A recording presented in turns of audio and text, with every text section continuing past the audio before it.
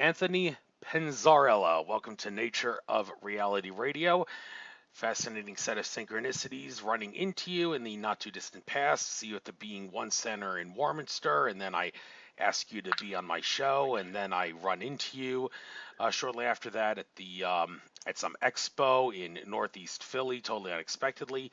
Everything happens for a reason. Everything seems to suggest we're on the right paths and all that. So, well, I'm sure that there is something to that. You may not have a big household name compared to all the many of the other guests I've had on my show, but I am always open to getting local people that want to increase their fan base and their potential for getting info out to people and getting their pocketbook size increased as a result of getting more fans and listeners to listen to their abilities. And I have no doubt that having you on my show will help do that, give you the chance to not only tell your life story, but also make a sales pitch out of the work that you do as well. But first and foremost, Anthony, please tell us your life story regarding what you experienced that causes you to do the stuff that you do regarding being an energy healer, teacher, life coach, yogi, spiritual being, and lover of humans. I read that off your Facebook page, of course. And please, after you do that, silence all the skeptics who don't believe in Reiki, and then we'll go from there, 2 hours maximum. Boy, that was, thanks, Andrew. That was quite the introduction and quite a lot of questions. Hope you'll prompt me. I will not interrupt you, but I tend to filibuster my guests a lot, but I will not interrupt you. I don't have Alex Jones-itis in that regard, so I will let you give the floor. If I can't remember your question, I'm just gonna go silent, and you'll have to draw it out of me. How about that? Okay. I tend to have bad spans of thoughts, so I tend to forget what I ask people often. I don't know why that's the case, but maybe because I'm thinking too much about what I'm going to ask, I forget what I asked them. So I've run into that problem a few times on my show. It's kind of sad, but it's not something you want to have happen to you if you're a host. Don't even remember the question you asked your host, but it's kind of funny when it happens. But anyhow, yeah, let's start it off. Your life story. Sounds like it's Andrew and Anthony Raw. Whatever comes out, I guess. Totally. All right, no problem. Thank you. Hey, everybody. My name is Anthony Penzarella. I'm from Philadelphia, currently out of the King of Prussia area. And Reiki, wow, definitely a game changer for me. I was about 2014, summer of 2014. I was at an amusement park with my family, and I get a call, and it says, Anthony, you've won this Reiki session. I said, I won the Reiki session. Oh, yeah, totally forgot. I bid on it at a church auction. There was a Reiki master who, at a congregation I was attending at the time in Westchester, Pennsylvania, who put a Reiki session up for auction. And apparently I was the only one that bid on it. It was a $30 bid for the value of $165 for a 90-minute session for energy healing and spiritual coaching. And I was the only one that bid. Right. So I won. I wasn't even at the auction. I had a proxy who did my bidding for me, and I found out I was the lucky recipient. Couple of months later, I went and had the Reiki session with my Reiki master, is Abby McGillivray of Westchester. And she ended up being my teacher for several years and still is. But went and had that Reiki session. I lied on the table for about 60 minutes after talking and doing some spiritual counseling with her. And one of the things that happened to me was that I went into a deep state of meditation. I was super relaxed. I got to experience some, let's call it information and imagery in that meditation. I've been a long-time meditator, started meditating back in 1995, and continued that practice up until about 2014 when I had that first Reiki session. It was one of the most relaxing experiences I've ever had. And when I came out of it, I spoke to the master and I said, well, that was cool. What's with all the green light? Anyway, we had a little debrief about what she experienced in my energy field. You know, the body is made up of energy. In Western world, we tend to refer to that as the electromagnetic field. And you know, we are a bunch of vibrating molecules. And so the the vibrations were definitely felt. They were definitely good vibes. And, she picked up on some places that, were correlated to things in my body, and told me where she recognized some imbalances in my body, and just kind of shared with me her experience. But, when I was done with that session, I felt great. I didn't think anything was wrong. And there really was nothing wrong. Prior to this particular experience, I had a long bout with several chronic diseases. I was severely obese. I was diabetic. I was hypertensive. I had a number of different pharmaceuticals I was on, and just really went on a healing journey. I hired every doctor, teacher, counselor, or coach that I could find. And over the course of about 2 years, I was actually free of the conditions, and I was able to reverse those through paying attention and doing the things that I needed to do for my health. And this was just sort of the icing on the cake, right? It was almost like my prize for getting healthy. I got this Reiki session. I just felt the most amazing feeling after this. And as she started to explain it to me, how it was working, and that she sensed a lot of natural energy coming from my hands anyway, I decided that I really wanted to learn how to do it. She explained that it's for self-healing primarily, and anyone can learn it, to channel energy and to run energy through the hands for healing purposes and to deepen meditation. And I decided to get started. I took my level 1 class almost right away, within a few months of that session, early on in 2015. And then I liked it so much that I went on to the level 2 class. One of the reasons I liked it so much is because I had a baby boy born about a few weeks after my first Reiki 1 certification, and I was able to calm my crying infant with the Reiki energy, and I was just so fascinated with that. And so I decided to go on and learn a little bit more, and took my level 2 class. I think it was about June or so in that year. After that, the energy that was flowing through me was just what I thought to be profound. My hands were always buzzing every time something was going on, whether I was upset or something was going on in the house. And so I laid hands every time I felt stressed, every time I had a pain, every time something was up. And one of the things that I did was start practicing with other practitioners. I started hosting what we call Reiki shares, where practitioners come together and, share healing and coaching with each other, and just learn in a supportive, relaxed environment of like-minded people. And, I had the opportunity. I was just practicing every single day, as I tend to do. I'm a very disciplined person. When I get my teeth into something, and I just really fell in love with the practice for myself. I began sharing it with other people, really for the practice. Whether they knew anything about it or not, I guess I just, it was appealing in the way that I offered it to them when they seemed stressed, and everybody seemed to like it. So, that sort of deepened my confidence in the practice, and, really helped some people feel well. And so I had an opportunity later on in that year to take the master training. I was invited to take the master certification course. And I did that for the first time.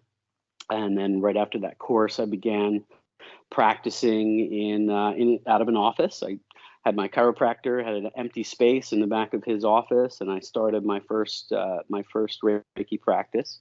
And then I actually started teaching in January of 2016. That was a real turning point for me. After my first few classes, I knew it was something that I was destined to do for at least a significant portion of my life. Really got that positive vibe, that feeling inside, that emotional guidance, I guess we could call it, that that was something that I needed to do, and I really love it. So I started my school, and I've been teaching people how to channel Reiki, and then also how to teach Reiki. I teach teachers as a master teacher, and those people have also gone on to start their schools. So, my whole Reiki practice has become about how many people we can teach as quickly as possible, and how many people we can get out there sharing the practice for stress reduction, deep relaxation, empowerment, guidance, purification, all the things that Reiki can provide. And so for the last, last 4 years, I've been teaching professionally and seeing private one-on-one clients, also do group healing sessions. And it's just the love of my life. It really is. It's something I'm incredibly passionate about. And what it's really done for me is give me that sense of peace, that I'm in a place where I love what I'm doing. I share it with as many people as possible, and whenever I need it, it comes to me, calms me down, helps me get on with my day, whether it's a physical need, emotional need, spiritual need. It provides all of those benefits on the mind, body, spirit continuum, as it were. Thank you very much. And now that you've given your life story out, could you silence all the skeptics out there who feel that Reiki is not a genuine art? I've had people do this before on my show, so it's maybe preaching to the choir for some of my listeners, but still, we need to find something worthwhile to talk about. It's always fun to silence the skeptics. So could you please silence all those who believe that Reiki is not genuine and think it's all a sham quack science? No, you prove to them that it is a manifestation of infinite consciousness potential and something anybody can do. Yeah, so I mean, first of all, I'm not here to slap anybody over the head with truth, but my question to skeptics always is, have you tried it, and would you like to? And I think there's a big difference between what most people perceive themselves to be skeptics who are potentially cynical and aren't going to really believe in anything unless they had a direct experience, right? So you can be skeptical, and I think that's perfect. I think it's healthy to have a bit of questions as to what it's going to be like, what are the potential benefits, what does it look like in terms of the experience. And I encourage those people to use their own discernment and come try it out. I always tell people, look, if you really experience nothing and you don't think it gave you any benefit whatsoever, I'll give you money back and, wish you well. Right? It's no big deal. I'm here to share practice that can benefit people at the physical, mental, emotional, and spiritual level. And, I just say to all the skeptics or even the cynics out there, I say, have you tried it? And if you haven't, come try it. If you're not willing to, stop talking about it, because, it is a real practice, and, it's something that I cherish. So. Well, I certainly cherish it too, and because I've gotten some Reiki healings myself, and I want to ask, in general, um, do you really need to practice to become a good Reiki healer?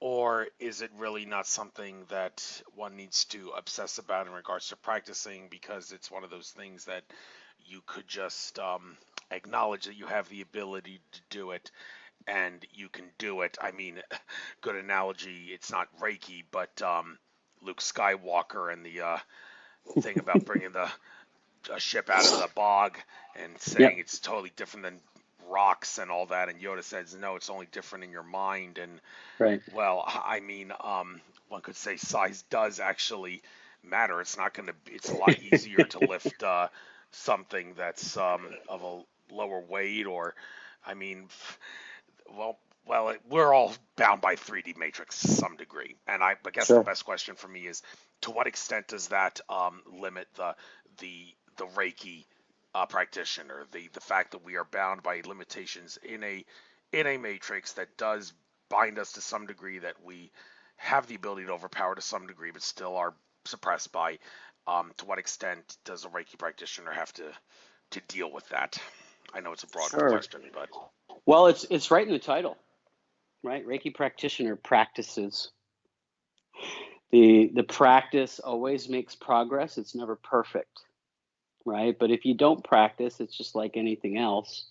You're not going to get it. You're not going to really understand the full power of what Reiki what is possible, with the Reiki energy. It's I'll give you sort of some foundational mindset about a Reiki practice. A Reiki practice is not just about running energy through the hands. A Reiki practice is about clarifying and purifying our own thoughts about ourselves, about our past, about our circumstances, about our relationships, and turning up the vibration in terms of how we show up in the world.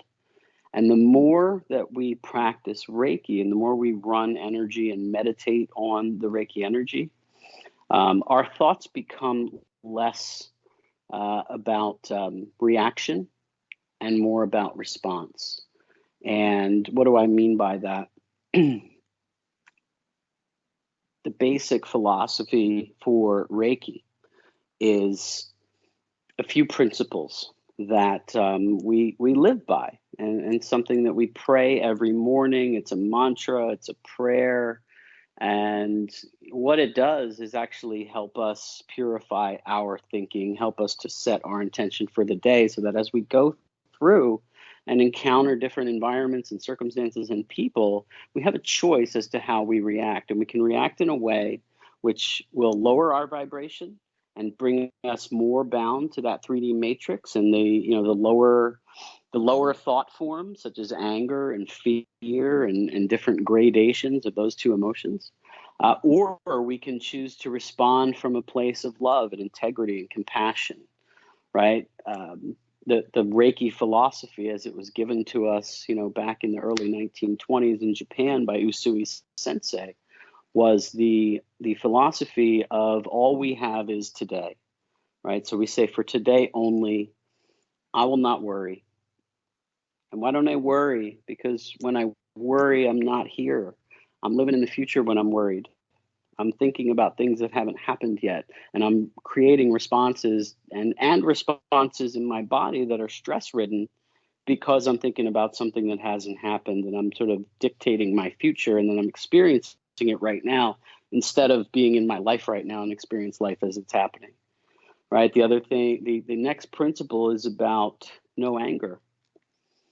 And for today only, I'm not going to respond in anger or project anger on any individual.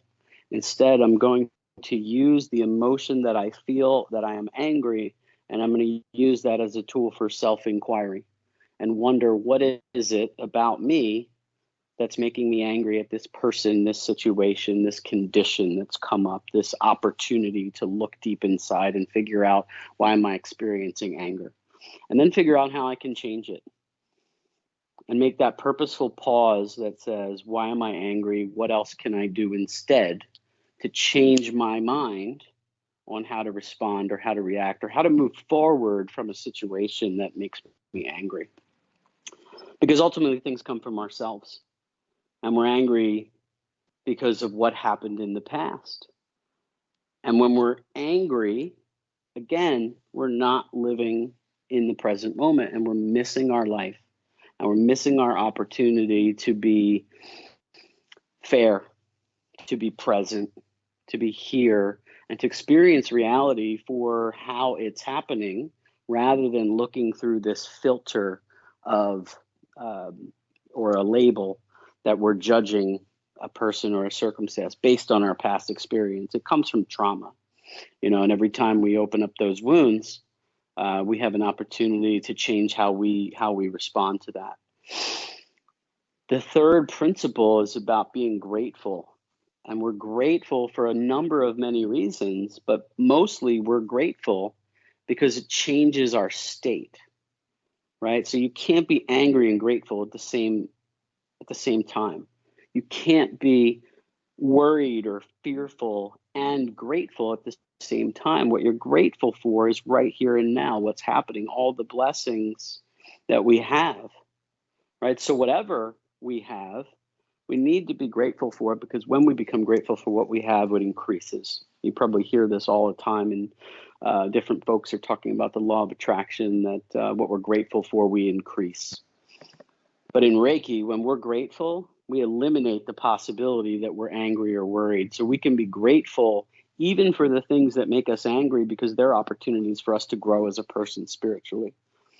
We can be grateful even for the things that we're so fearful of, that it gives us an opportunity to be grateful, to change, or to make a shift in our thinking that can give us a different result. The fourth principle is about practicing the work. We practice this work. I practice this work with integrity as a prayer that I speak every morning and every evening. And it's my reaffirmation, my recommitment to the practice that says, no matter what, I'm going to practice this work because this work works. It purifies the mind because I'm not being angry, I'm not being worried. Instead, I'm being grateful all day long for every opportunity I have to grow. And practicing this work is a catalyst, but also a part of a bigger puzzle. It's not just about running the energy through the hands or putting someone on the table to give them the opportunity to experience it.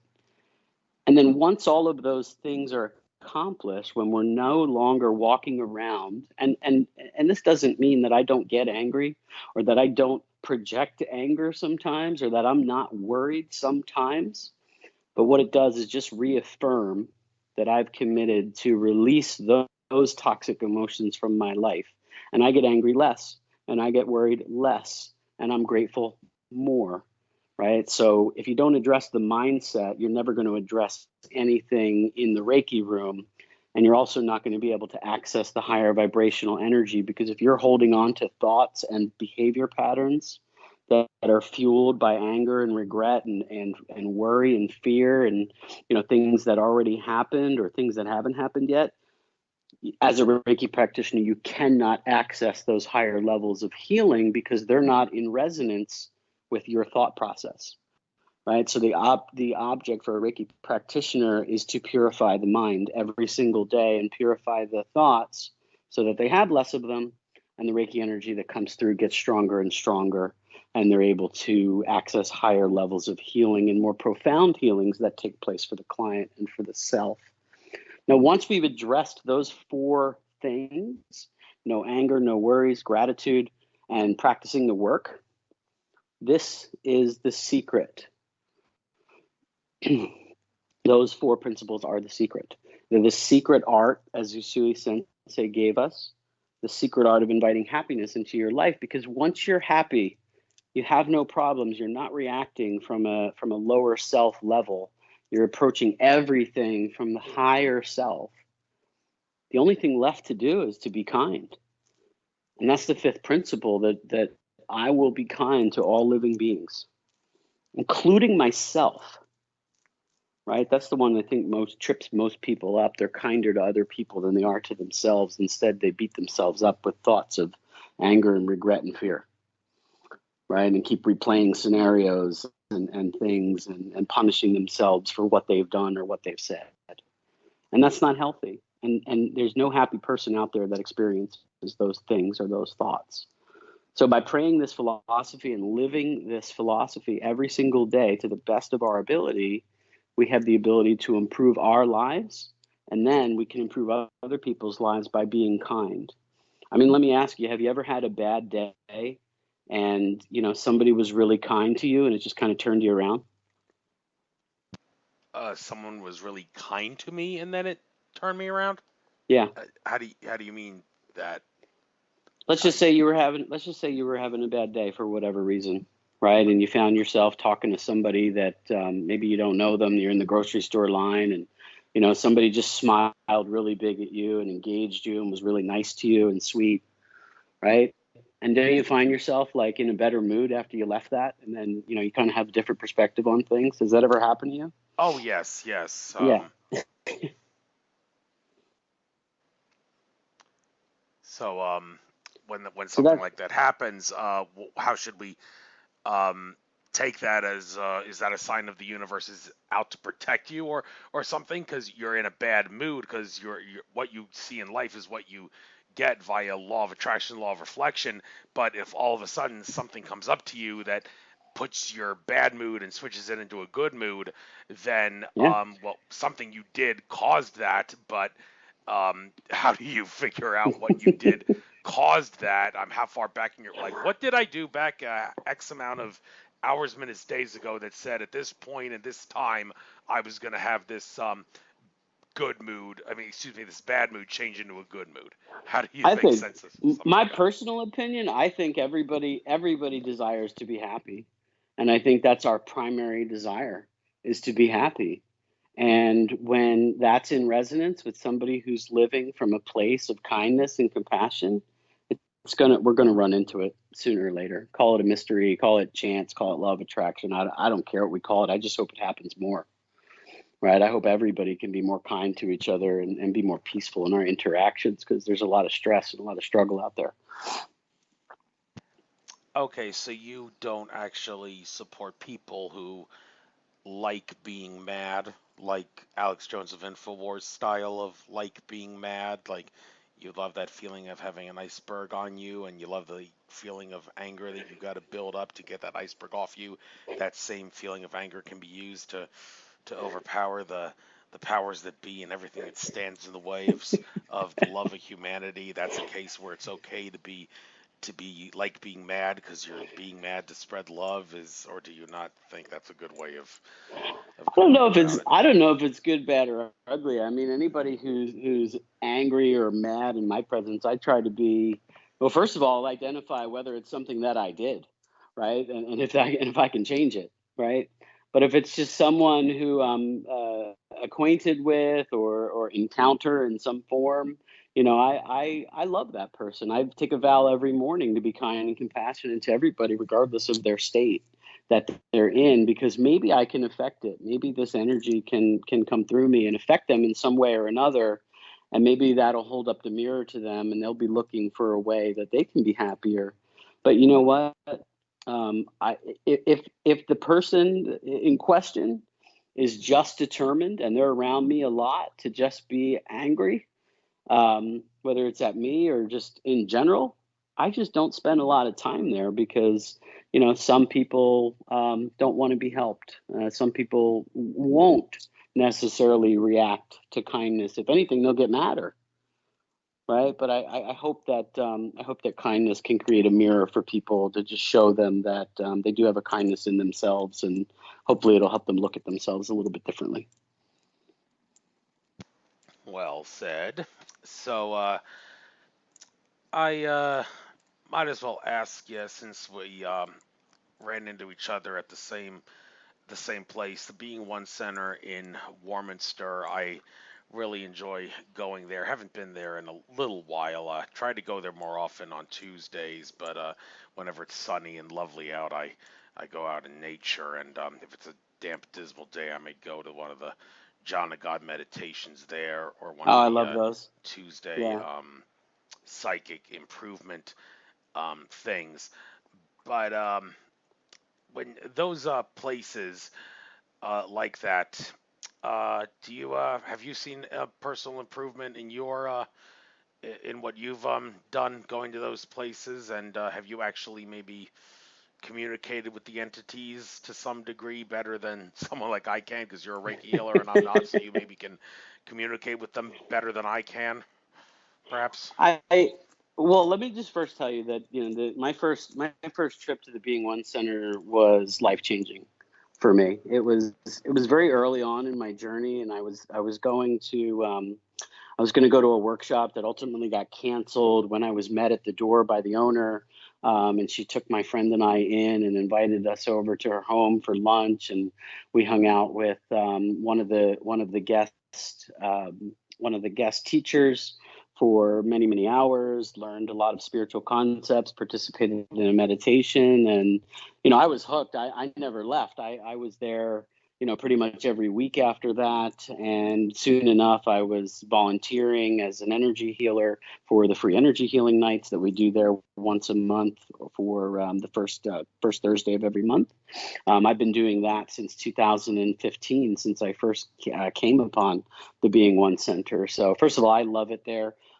Every experience I've ever had there has been incredibly positive. I've experienced things, just like you said, even the John of God meditation with Paul. or the psychic development nights with Jennifer, and all the different teachers and concepts. I've met some of my mentors there. I've met some very, very good friends. I feel like I've made family there, and it's a wonderful place to be.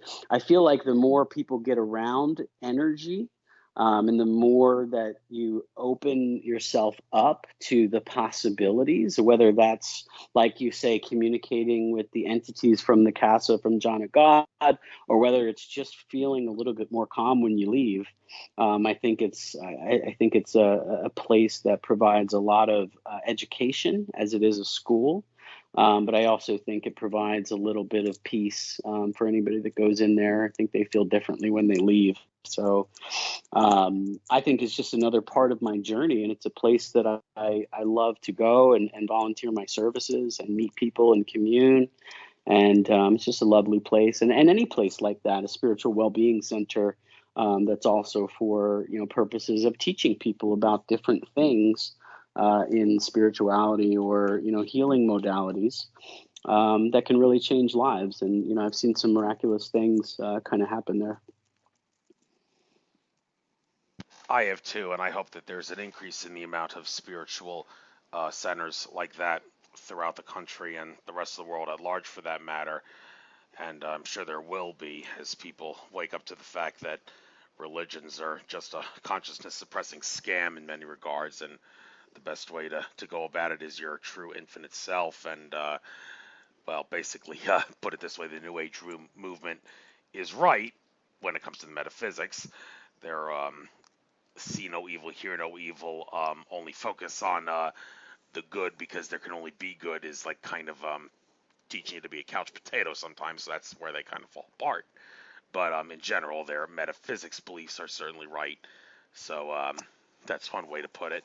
And Sure. we're not New Age. We are definitely spiritual, but not religious is the proper term to use for us. And however, there have been a few problems that have arose with these spiritual centers, and I guess I might as well take this moment to tell about my personal experience regarding this, and then give your take on some of these things. I'm gonna mention a couple names here, but it's all I think for the better to get this out so people know what's going on here. And in the end, when it comes to spiritual work, there really is no privacy because you have everything is out in the open. We can all access it.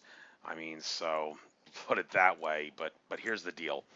There are some spiritual centers where they're not all they're cracked up to be. I had this place that was called Howl on Castor Avenue in Philadelphia that I wanted to go to sometime when I heard about channeling deceased loved ones on the other side and talking with them. I wanted to go there to maybe speak with my paternal grandfather and this girl I knew who died of heroin overdose. But before going down there, I decided to contact Daniel Teague of Vegas Star Healings to clear all the negative energies out of the place.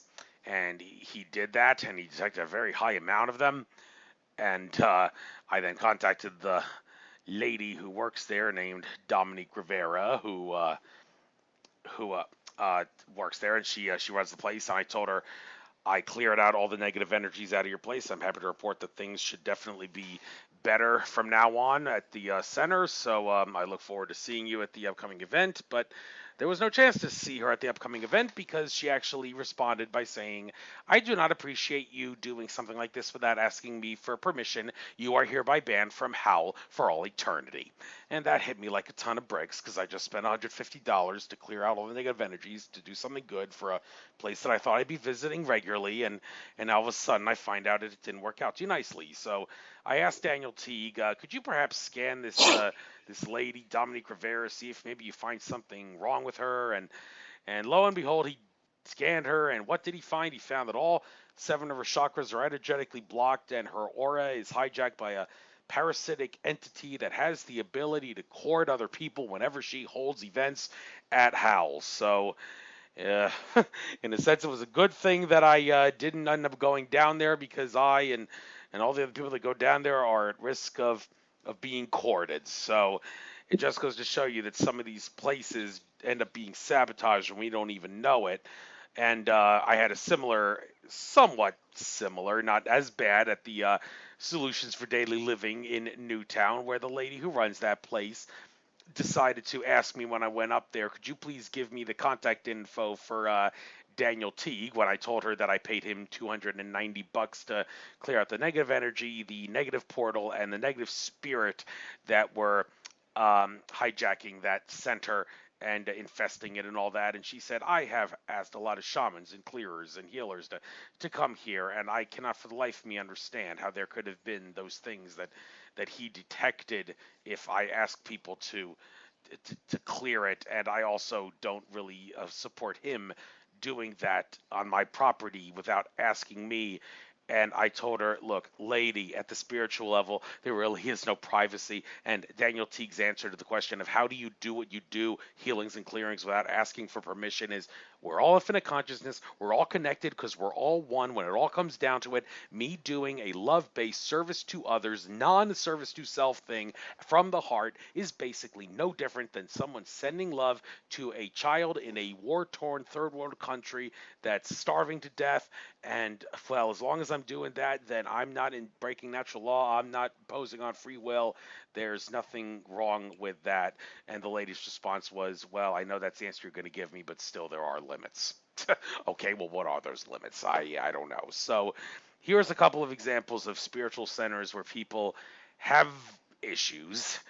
And where do these issues come from? Because you've been to a lot of events, I'm sure, a lot of centers and expos, and you've been around. And why is it that some spiritual people have these problems? Either, well, if they because they have an entity that's hijacked their aura, in the case of the lady at Howell, or they've just seen and witnessed things that cause them to believe that there's got to be a strict way of adhering to spiritual protocol. Wow, Yeah, wow, that's I an know. interest that's an interesting experience. Yeah, I it is. think I think the question was, what's my opinion on why people are the way they are, and Yeah, how a pretty much. spiritual community could create conflict amongst itself. Is that what Yeah, you're asking? pretty much. Well, I mean, it's a simple answer. We're human. We are all spiritual beings, and we're all on this planet having a human experience, and we have the luxury of being able to deal with our ego every day and figuring out what lessons are coming up for us when those egoic based decisions are happening. Right? I don't agree nor disagree with any of the opinions that you shared.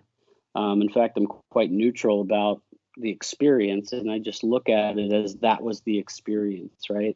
But I think what happens to people, I think people who are in spiritually and heart-based work get a bit of a, um, I think the right word is like a power trip about, who they are, what they can do, what they're capable of, what their intention is, and they may gain a lot. They may gain some local fame, or even some broader reaching fame from their work, which is wonderful. But I think the people that are experiencing these, let's just call them uncomfortable situations that are in conflict with what others want or believe. I think they need healing. I think they maybe don't understand themselves at the level that they think or the level that they project. And I don't know any of the players that you're talking about, so I really have no opinion. But if I just look at it objectively, I think maybe these quote spiritual folks, I think they're more human than they let on to be, and they're not doing the work to respond in ways that are more conscious to any challenges that maybe people have to them, and it just creates conflict. Yes, and I can't help but ask you, how do you know perhaps maybe you haven't got some sort of a parasitic entity that's hijacked your aura, that's blocking and closing all of your chakras and making you not think that they're open, but they're actually closed, and the entities hijack your aura and has the ability to cord other people whenever you do some sort of a healing or a cleansing or an event in front of them. I mean, this seems to be common. Daniel Teague told me, like people in the Christian community, pastors and all, very, very kind people the pastors are, and they feel like they're full of energy, but it's all false because an entity has hijacked their aura and shut down their chakras and cords other people. And Daniel expressly told me that whenever he sees something in a person like this, he actually wouldn't want to tell them directly because he thinks that it's one of those can't handle the truth kind of things, and he usually may at the very least inform someone who knows a friend of the person and tell him and say, hey, if you want to tell your friend about this, I detected it on him, but I just don't want to tell him because I don't think he can handle the truth. Some might agree to disagree with Daniel's way of doing things, considering, well, yeah, a lot of people disagree with Daniel doing healing work on people without asking for permission, but he says it's not a violation of natural law when he does it. So, I mean, a lot of conflict there, but I guess my question to you specifically, how do you know, have you ever done anything on yourself, or how would any Reiki healer know that they're not being hijacked? Is there any way that you can check to see, check yourself for any, do a scan of yourself, a virus scan, so to speak, for any entities or parasites that may have hijacked you that can cord or hook other people when you do work on them? Yeah, I mean, as far as myself, I would hope not.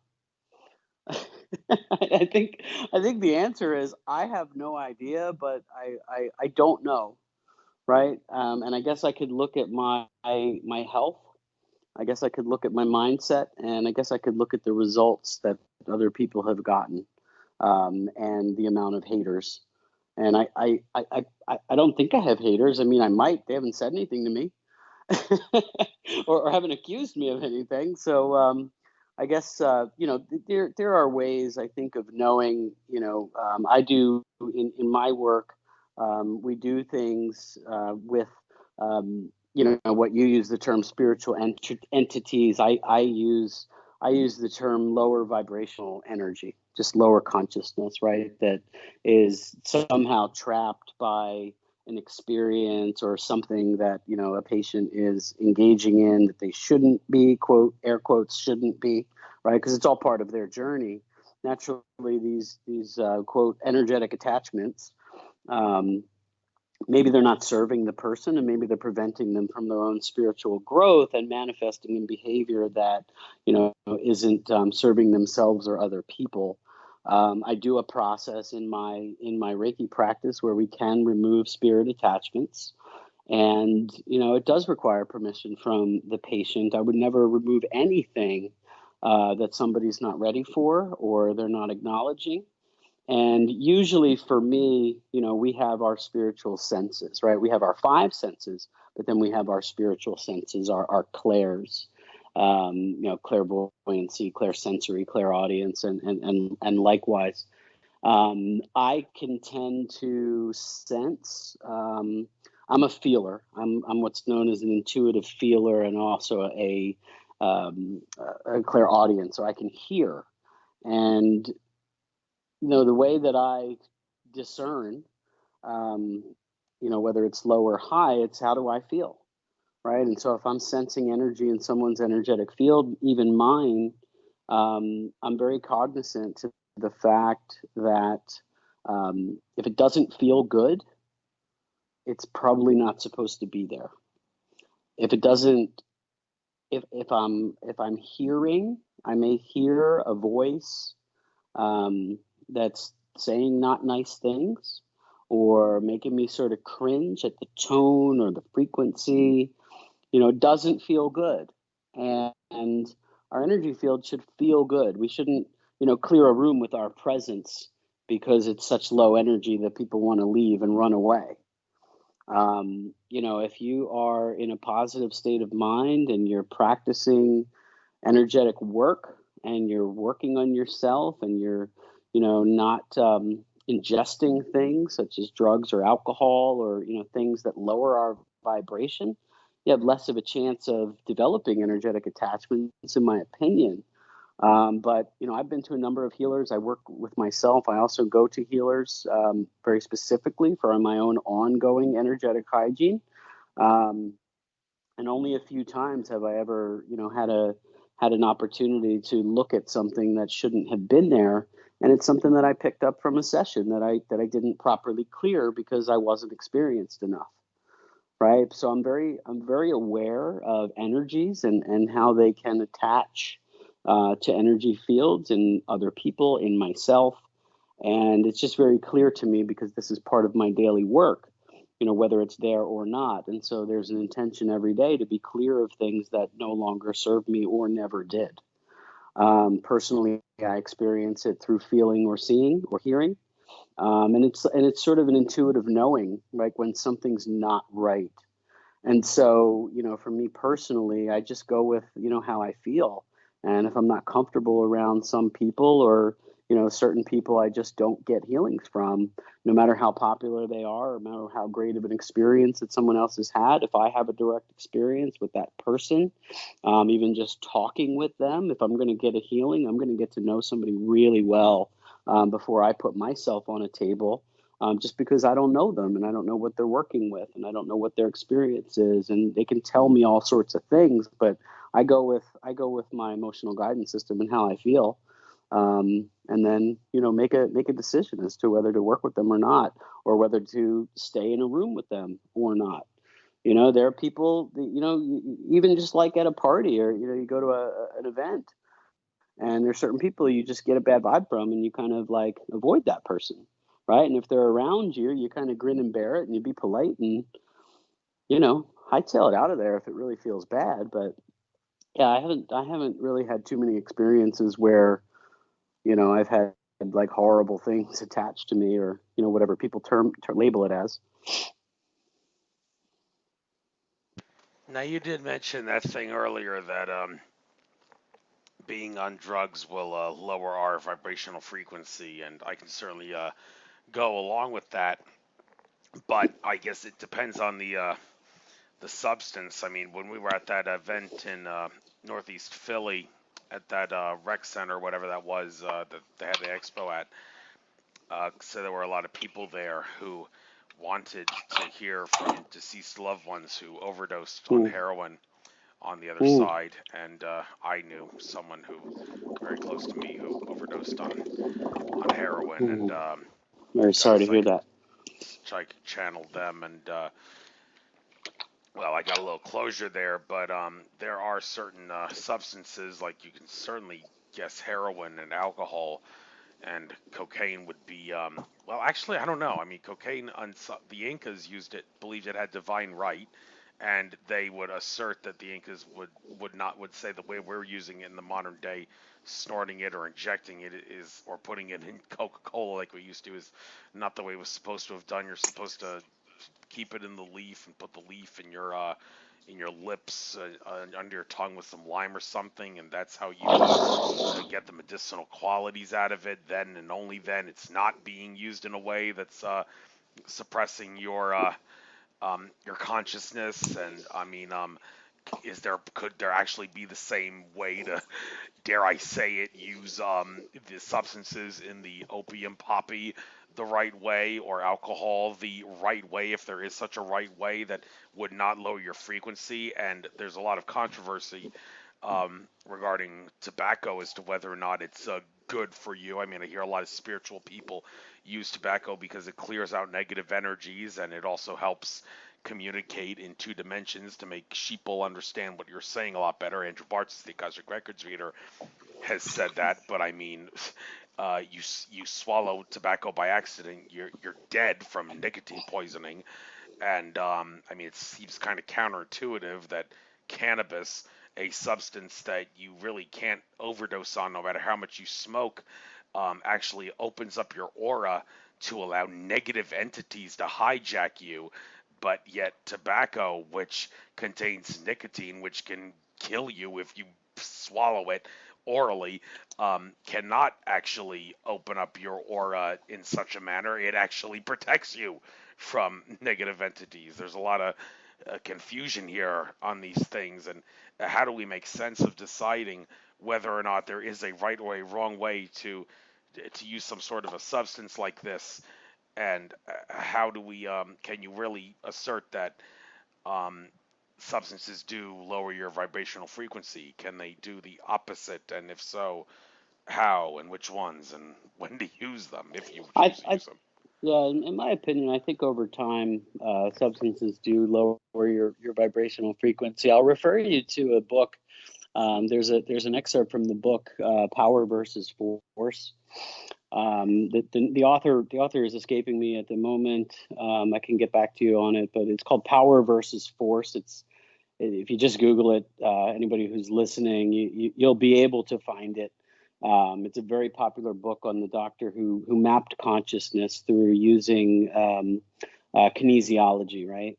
And there's a part in there where he talks about the vibrational frequency of illicit substances or any substances that are used to alter consciousness. And because this is about a map of consciousness, he takes the time to really talk about it. And the one thing that always sticks out for me is that substances really just block lower frequencies, right, in the consciousness, and then give you access to what seem to be higher frequencies, where there's a false sense of happiness, a false sense of connection. Look, I'm a healer, but I was in college once, and I also experimented with different things, and there were some things that I got into that I thought were helping me connect, until I realized the truth that they were just hurting my body and hurting my mind. And, that passage really resonated with me. And I think it's important, a couple of things, right? I mean, I'm not here to say anybody's right or wrong for making a choice to experience something in their life, right? I'm not here to cast judgment on anybody with regard to anything that they choose to do or ingest or use, in any way. And we can talk about how it's justified and how the shamans use things differently and it's more spiritual than how somebody else might use it. But I think the key here is that, everybody's here to have a human experience, and their experience is their experience. And what they think of their experience is also their experience. So I think that kind of, whenever we place judgment on anything, it comes up with all kinds of scenarios and conflicting opinions about what's right or wrong, or if it actually works or not. I mean, look, if it's, I always say this too, it's, if you think that something works for you in a way where you can access altered consciousness, and it feels true to you, then it is, right? But that might not be somebody else's truth. And I mean, I think for me personally, in current day, I choose not to use those substances because I feel it does not make me any better. My body, my mind, I don't need those things. And so I think it's a matter of perspective. And I think it's a matter of letting people live their lives and have whatever experience they have. I think the highest of spirituality is letting people be as they are and do as they do without judgment. And if they're hurting themselves because of these things, then, it's our job to just have compassion for them. And if they need a healing, then, to participate in that, regardless of what they've done. All right, and when need a healing. So I also want to do the ask you about self healing, like the extent to Hmm. which a Reiki practitioner can do Reiki on themselves. Is it Hmm. possible, and are there limits to simply because you're doing it on yourself and not on another person? Yeah, absolutely. I mean, the whole level one Reiki, when we bring people into to become a Reiki practitioner as a level one and initiate, the whole practice is about self healing, right? The what we teach is how to run the energy, and then everybody leaves class with a prescription. I shouldn't say prescription, but I recommend that they do a period of 21 days of self-healing where they are placing hands on different parts of their body or in their aura, where they're feeling their energetic field for disturbances or imbalances, and to channel that Reiki to move that negative energy out of their field and to uplift it and to raise the vibration. Key in Reiki is just positive energy.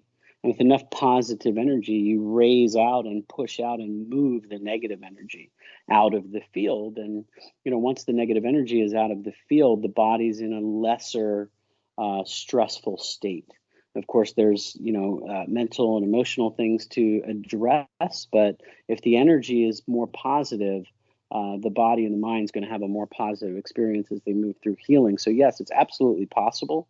In fact, I was doing self-healing for myself today. All day today, I had a terrible stomach ache. I don't know if I had food poisoning from a meal that I ate last night or a little bug that I caught because my child's in daycare. I don't know, but I generally don't feel sick.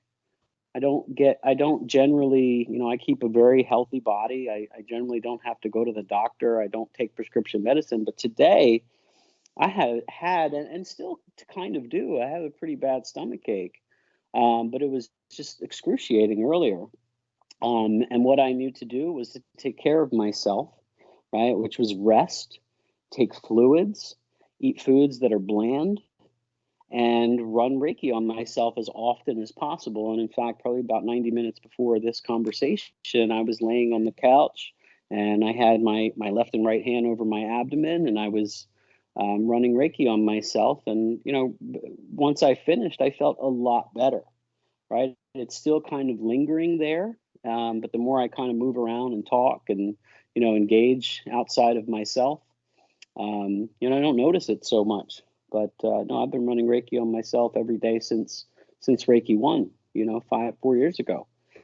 And it's absolutely, the body has the power to heal itself. I mean, just look up self-healing on the internet. There's a guy called Joe Dispenza who basically rebuilt his spine through meditation and tapping into the universal energy force that, our thoughts become reality, and that energy supported him. And, instead of needing a surgery, he healed himself through his thoughts and the power of his mind. And then he spent the rest of his life teaching people about self-healing. So there's a number of different case examples and probably hundreds of thousands of people who, who once they believed and internalized that belief, I believe that anything's possible. So yeah, self-healing is absolutely a thing.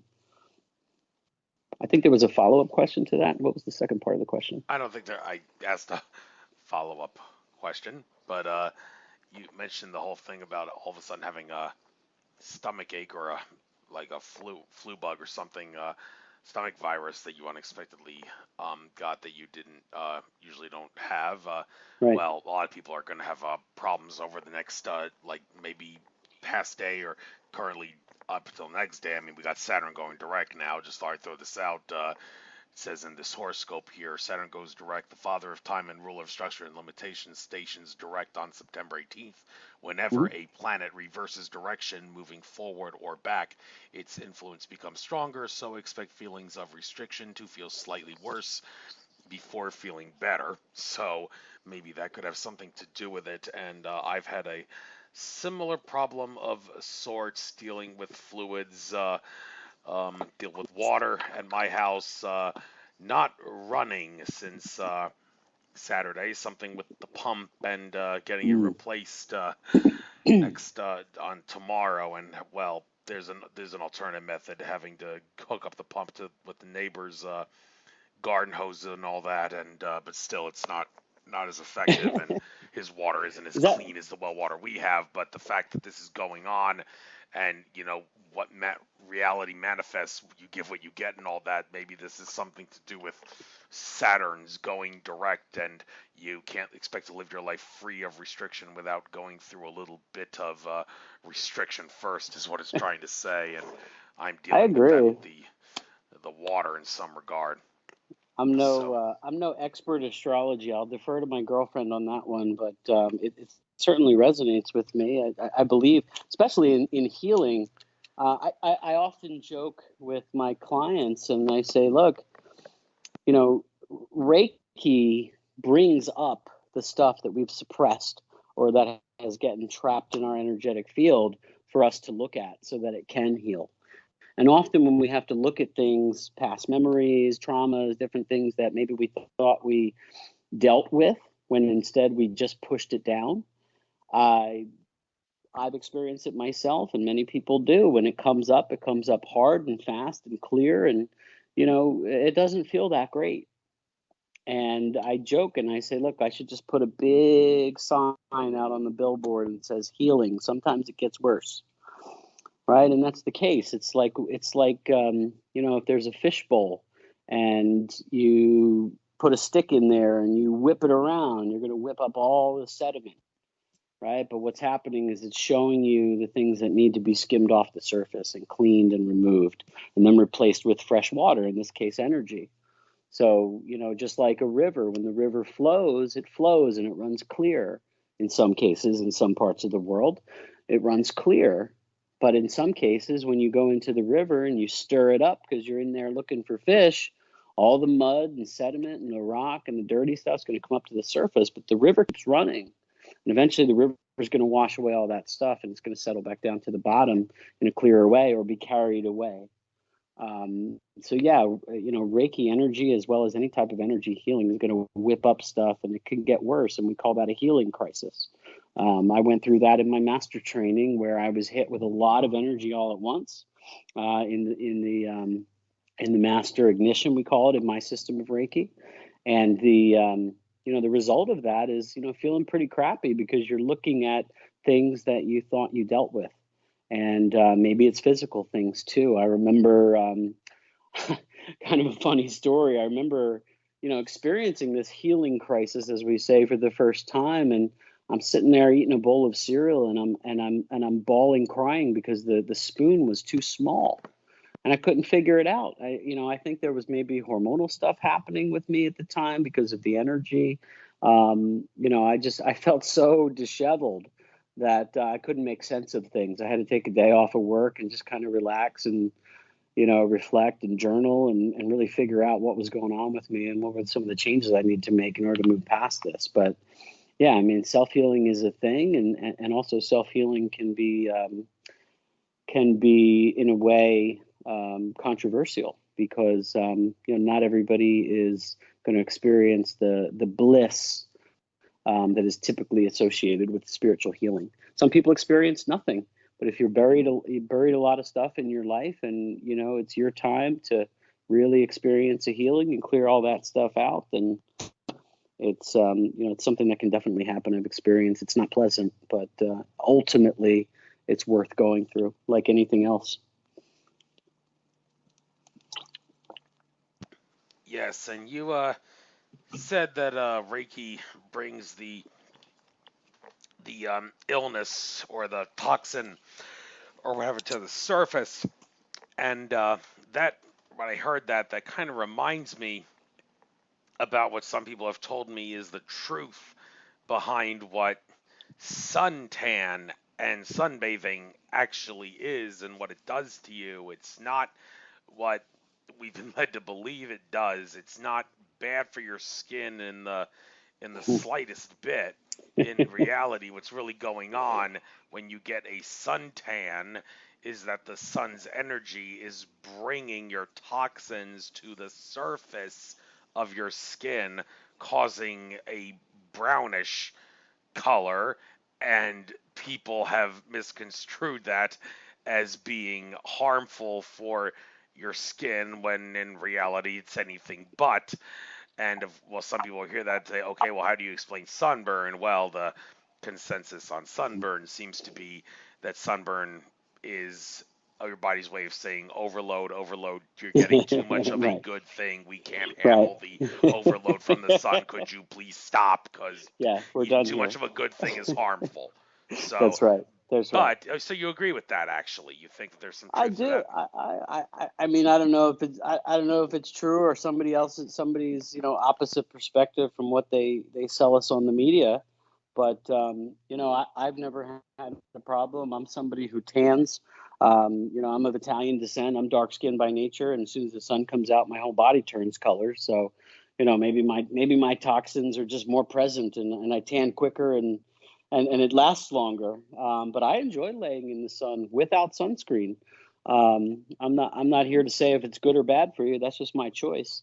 But yeah, I mean, that you could say anything is good or bad for you, and too much of a good thing is certainly a possible thing. Yeah.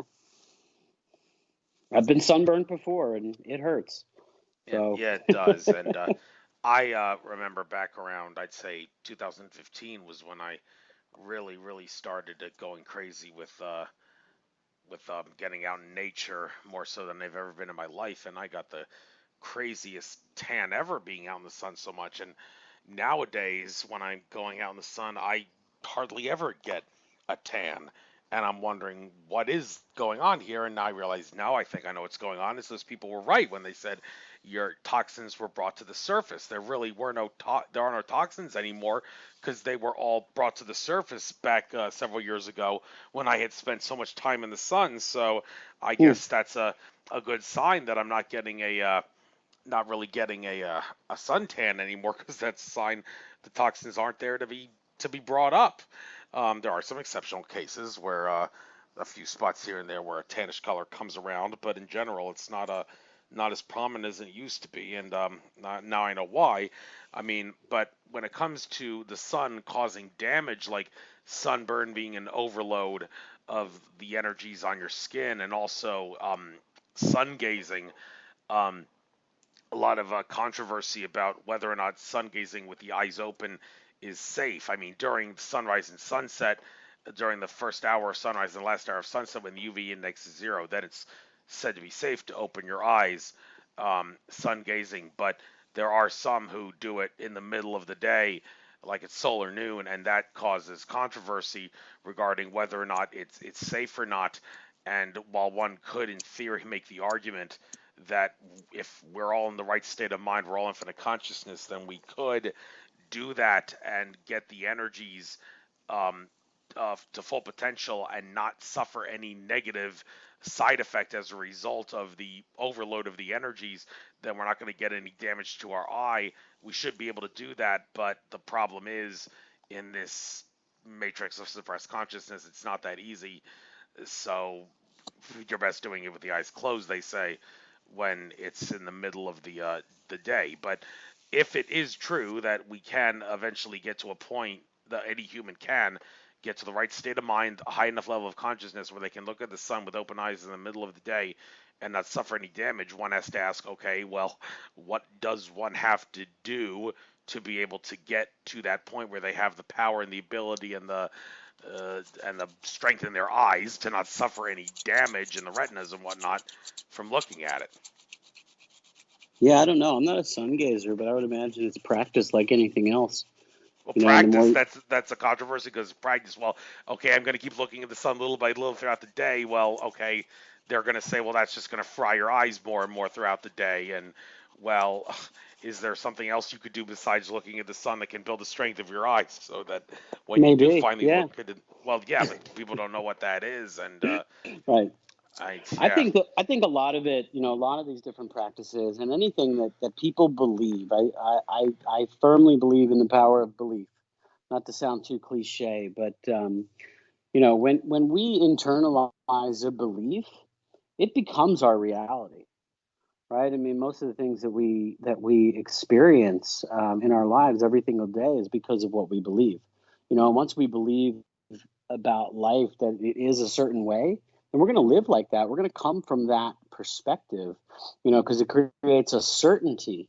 And once that certainty is achieved, it's why you see all kinds of, modern marvels and people doing things with their bodies that, probably most people don't do or wouldn't do, or they can move it a certain way, or they can pierce themselves with swords and do different things that are marvelous by most people's standard, but it's because they either have a belief or don't have a belief in harm or no harm, and that allows them that ability to actually do it. So I think the people who are dead set on for example sun gazing is because they've trained their mind to believe that it's safe, and they're manifesting something based out of their mind, and we create out of our mind. So the more ingrained the belief is, the more the body's going to respond. If you want to look more at that concept, read The Biology of Belief by Dr. Bruce Lipton. We can change our DNA and our cellular responses to let's say like genetic disease. If you have a belief and you feed the body energy versus chemicals, you can absolutely change the way your body responds to, your genetic code. All right, and this whole thing about belief and placebo effect, it also raises the question of can it cause a collective consciousness placebo effect on other people? What I'm talking about here, and this goes into the sun gazing thing, this is something that I've talked about on past shows, even wrote an article about on a couple of sites back in the day, talking about how, well, let's say you do have the ability to look at the sun in the middle of the day at solar noon in the middle of summer with open eyes and not suffer any damage, and you've attained that high level of mind over matter consciousness to do that. But is it possible that the fact that so much of society has been brainwashed into believing that looking at the sun will make you blind cause a collective consciousness placebo effect that would make damage to your eyes, not because you look at the sun, but because so many people who are concerned about you cause damage to your eyes? I even told my mother, who is an ophthalmologist, who you can imagine has bitched to me like crazy over my sun gazing habits because of her occupation. I've actually said to her, do you think maybe worrying about me getting my eyes damaged is going to cause damage because your thoughts are going to manifest into my eyes getting damaged? So maybe I should blame you if my eyes end up getting damaged and not blame the sun because it's your fault because your thoughts manifest. And she was like, you got a lot of nerve to suggest that my thoughts would cause that. Well, maybe I don't, considering that there was at a conference I went to in Florida once where a lady talked about how her kids kept getting the flu every winter because every single winter, as well before the winter started, she always worried about how her kids were going to be getting the flu and how she was going to be able to put up with it and deal with it. And then when she learned about the law of attraction, she envisioned her kids living a healthy and fun winter, and then they stopped getting the flu all of a sudden. So is it really that crazy to believe that the same thing would happen regarding damage to the eyes if it works with getting a flu bug in your children?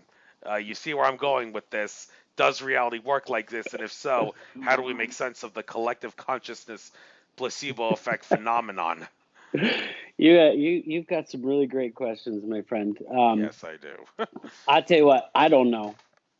The way I look at it, the way I look at it, I mean, since you brought it up, right? Reality is definitely affected by our thoughts, and the stronger emotions we have associated with our thoughts, we're more likely to see those manifest in our own reality. Okay. I'm not a sun gazer, so I have no idea if your mom's belief, because she's an ophthalmologist, or she's an ophthalmologist because of what she believes, is going to damage your eyes. If you believe your eyes are going to damage, then they probably are. If you don't, then it's not likely, right? In my humble, uneducated opinion about the practice and the research, I have no idea. Here's what I do know. It's like I said earlier, if things are more true for you, then it works. And then we should work with that rather than being fearful of what other people believe, and how they're going to affect us or how they're going to affect the collective consciousness. And I think one of the things that comes up for me here is that, there are certain things and certain debates that are interesting, but not helpful, right? Like if we're on this journey to expand our consciousness and to learn about, quote, reality as we see it or describe it, then we should look to the things that are helpful. And we should look to the things that are interesting and helpful, right? So for me, this whole debate about whether sun gazing is good or bad for you, or whether sun tanning is good or bad for you, or whether the earth is flat or round, I think it's interesting, right? But is it helpful, right? Does it help me in any way on my evolution, on my soul's journey? I always ask myself, is this helping my soul's journey? And if the answer to that is no, then I don't really pay attention to it. And so I think there's a couple of things that I think to allay some concerns about, if we're paying attention to these great debates or whether or not these concepts that will maybe heal our eyes, or whether they're good or bad for us, are helpful, is to just kind of ask the question to the self, right? Like, am I interested in this, and is it helpful to me, right? And if the answer to those questions is yes, then go down that rabbit hole, right? Have fun, learn all the things that you can learn. Develop a belief that it's going to cure you or help you or heal you, and great, it probably will, because we're in control. But really, the only thing that we have in this lifetime, in my opinion, is the ability to discern what we pay attention to, and what we're aware of, right? So whatever's in our awareness, if we choose to pay attention to it, it's probably going to grow. But if it's not helpful to us, what's the point of paying attention to it? Well, yes, that's a good point and a good question to ask and consider. And well, when it comes to working on inner work versus outer work, versus like how to change your life versus changing the world, knowing that the world is a reflection of you because you're infinite consciousness. Now that raises the question of, well, how much of the outer work should you be doing? Okay, I'm going in a cycle here, but to make sense of this, I think I should point out that Andrew Bartzis, the Akashic Records reader, when I did a session with him, the first thing he did during the session was try to inform me of all of my um, weakest links in the chains and all that in terms of my health, because wants to make sure that I'm in the best possible shape that I am. I mean, there may be exceptions to the expression "you're only as strong as your weakest link," but the point is, if you're going at 100% capacity, then the life that you experience should be the best possible life that you can experience. And I guess Andrew Bartz is realizing that, decides to make that the first thing that he tells people when he does a session with them. However, many people would assert that you can't just work on yourself, you have to get out there.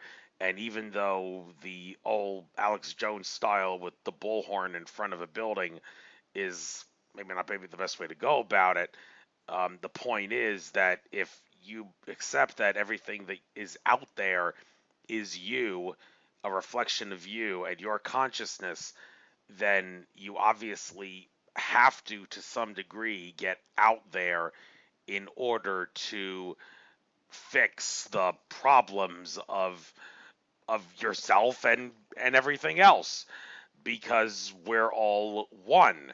And but how do you know? I mean, there's so many variables here, but how does one try to determine the extent to which they need to focus on inner work and like doing a lot of self-healing, self-meditation and all that versus going out to try to change the world for the love-based better, and not really focus on themselves too much because they think they've done enough for themselves. It's time to go out there. I think I think personally, for me, the inner work always comes first, because that determines your position, right? Your perspective. If I'm a single point of consciousness looking at the world through my perspective, through my eyes, I see certain things, and maybe I don't like them. They don't feel good to me, right? So me personally, I use conscious inquiry to look at what's going on in me, that this is something that I don't like or that I do like, and I feel in resonance with something versus I don't. And for me, it's all inner work. So you work on yourself, I work on myself, and then I go out into the world, and maybe I do like something that I didn't like before, right? But it's because of the changes I made in me and my own perspective into how we see things, into how I see things, right? They say when you change the way you look at things, the things you look at change, right? And I think it's all a reflection of the inner work. And then you go out into the world and maybe you try to take some action on something that you don't like. But first of all, you've prepared yourself for taking that action because of the inner work that you've done. And I think it changes your motivations. I think it changes your thought patterns. I think it changes your way that you might approach going to try to change something. And then when you go out into the world and you experience the result of what you're trying to change, or you experience the resistance of what you're trying to change. And it could be everything from losing a few pounds to changing a relationship to fighting a world issue, right? But I think it's always inner work. And we do the inner work, we go out into the world, we see what we need to change in ourselves, we go back to the inner work, we change something, we go back, we may look at some things differently. And the inner work is always going to affect what we do, right? Because the inner work works on our being, who we are. When we work on ourselves, we're working on who we are and where we're coming from. And in order to do anything and change anything, you have to be the person that wants to change something before you go do, and change. If you're not that person and you're not coming from the right authentic point of view, in your opinion, you're not going to change anything. You're just going to get more resistance. Right? So they often refer to the formula for manifestation as be, do, have. Most people say, if I do this, then I'll have that, and then I'll be this. Right? I just do this. I do this effort. I have this campaign. I write this article, try to change stuff. Then I'll have a certain result. And then I'll finally be happy with that result, or be unhappy with that result. And I'll have to go do something else in order to have some other result, in order to change something and be happy or unhappy. But if we just come at life, at least what I do is come at life from a perspective of being first. Who do I want to be in the world? So I lay in bed every single day before I get up, and I put the picture of who I want to be that day. What do I want to experience? How do I want to act? Who do I want to be around? What do I want to say to them?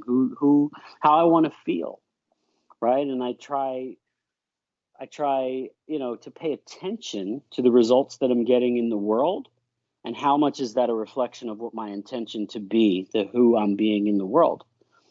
And then when it doesn't match my intention, I go back to the inner work and say, what am I getting wrong that I'm not showing up the way I want to, right? And so if you are being the person that does the thing that gets the results that you want, then you're authentic. Then you're creating. Then you're really manifesting your purpose, or at least what you think about. So I think it's just a matter of perspective. And, when I go out into the world, it's all about being first. Who am I being? And then what am I doing as a result of who I am? And then I'm going to get the results and have the things that the person who is being the person that does the thing gets. And, for me, I'll give you an example. For, let's say, a new client, right? Somebody who's never heard of Reiki before. My intention is to be, first of all, there for them, and to be compassionate, to be kind, and to be welcoming, and to make them comfortable. And maybe not to talk too much about the ins and outs of healing and what all the energy can do, and dump on them like a fire hose, right? And so I'm the person that is just gently welcoming them to the practice and giving them an experience that they can decide for themselves, right? So I do my practice with them. And then if there's a smile on their face and they say, hey, I'd like to come back and see you, then I got the right result, right? Because I created a new client and somebody that I could help. But if I just had them come in and I just dump on them everything that I know and demonstrate that I'm the expert and I'm the master teacher and everything I say is right, and I overwhelm them with information about what's wrong with them and my perception and what chakras are out of balance, and tell them things that they're not ready to digest, guess what? I'm not going to have somebody who's real interested in learning, and I might have closed them off because they were overwhelmed. But if I just act in according with my intention to just be myself, give them what I think they're asking for and what they're ready for, then I'm going to get that result. And I'm going to create, somebody who's interested in the practice, who's going to either come back as a client or want to become a student, and then they're going to go off and practice on their own. So I think it's just all about who we're showing up as in the world first, before we have to try to do. I think a lot of doing is wasted. I joke and I say we're human beings, not human doings, But most people kind of have it backwards. They think they have to do all this stuff in order to, get where they want to get or get the results that they set out for. But they're not being authentic from their own perspective or how they want to be, and they don't get the results, and then they get frustrated and they say, "Oh, doing this doesn't work." And then I think we get, misconceptions about what actions get certain results. Does that make sense? Yes, indeed it does. And there's sure a lot more to try to make sense of. And like I always say, don't worry about your difficulties understanding the nature of reality. I can assure you that mine are still greater, which is why I am the host of this show called Nature of Reality Radio. And, what other things to discuss? It seems like we're running out of ideas here. No offense or anything. It's just that without a website to use as a guide, like you don't really have that. It's kind of not as easy for me to just come up with things out of the blue here based on what I see in front of me and all that. But there were a few things you said that gave me some inspiration to talk about and all. So I don't really know if I have any more questions for you at the moment. So I guess might as well call it a show now. And but before we do, I will give you the chance to get out anything you'd like and also to make a sales pitch out of your work so that people have the opportunity to get a hold of you and reach you and make the most of the fine things that you have to offer as a Reiki healer.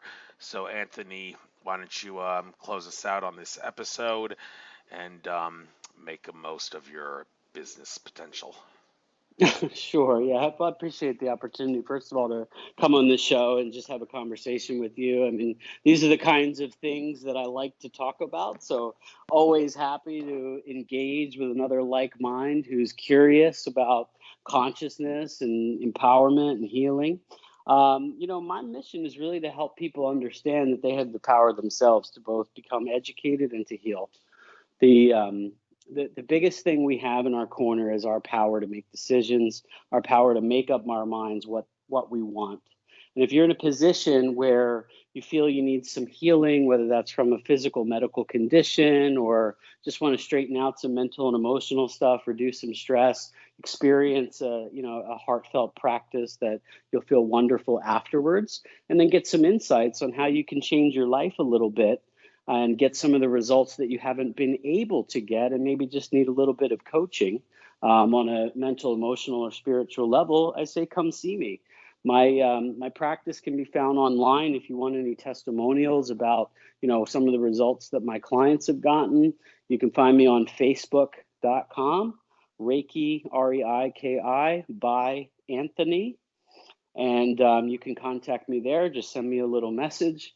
I'm in the King of Prussia area in my studio. Just reach out. I'll be happy to, have come see you, and or you can come see me. I do home visits, or you can come see me in my studio.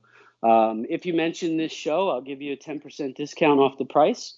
And certainly, Andrew, I'd welcome you, and want to gift you an opportunity to come back for another healing if you'd like. Because you've given me the opportunity to be on this show and to get my message out. So I'm all about healing and empowerment and education and energy. And if you want to see what that's all about, you're welcome to contact me. I'd be happy to serve. Awesome. So I will upload this to YouTube within by midnight tomorrow at the absolute latest. And shame on me, I haven't even created the banner with your picture yet, but I will get to that ASAP. And then I will upload this to a YouTube compatible format and then get this on YouTube midnight tomorrow at the latest, and I'll post it on your Facebook page. I see you friended me on Facebook, thank you. So now I can directly share it after I upload it to your Facebook timeline so you can get it out to whoever you want to get it out to. So thank you very much, Anthony. I'm sure I'll run into you. It was fine synchronicity running into you at that expo after I contacted you. And Being One Center is a great place to hang out. Maybe we'll see each other there again. So I hope so. I hope so. Appreciate you. I appreciate your show, the time, and the opportunity. And, just blessings to everybody. Thank you. Blessings. Namaste. Take care. Bye-bye. You too.